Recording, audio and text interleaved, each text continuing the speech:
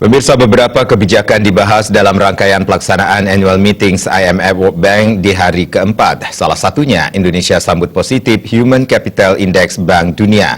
Pemerintah Indonesia menyambut baik Bank Dunia yang semakin fokus pada human capital, termasuk upaya lembaga ini yang telah mengeluarkan Human Capital Index terbaru. Pemerintah Indonesia menyambut baik Bank Dunia yang semakin fokus pada human capital, termasuk upaya lembaga ini yang telah mengeluarkan Human Capital Index terbaru.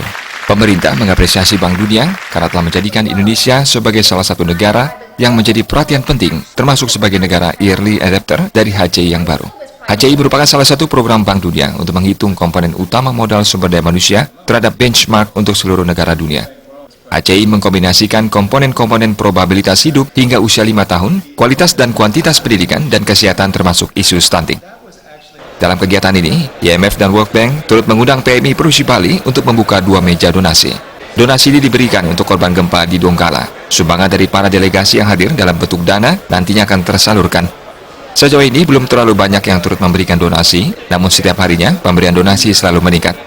Saat ini donasi yang sudah terkumpul sebanyak 40 juta rupiah.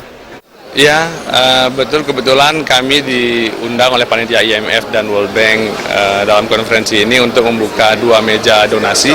Salah satunya di sini dan satu lagi di BNDCC dari tanggal 8 sampai tanggal 14 ini. Tentunya yang diharapkan adalah sumbangan dari delegasi-delegasi yang hadir dalam bentuk dana, baik dengan cash, transfer ataupun melalui kartu kredit digesek di sini bisa. Mungkin belum begitu banyak, tapi kalau lihat trennya semakin banyak, apalagi mulai tanggal 9 itu ada perwakilan dari IMF yang setiap hari bantu kami di sini ngedesk memanggil orang-orang untuk berdonasi. Dimulai dari sekretaris IMF pada tanggal 9 kemarin. Kalau yang dalam bentuk rupiah itu 40 jutaan, kemudian yang dolar ada 1.000 sekian dolar kurang lebih ya. Agung Ria dan Saputra.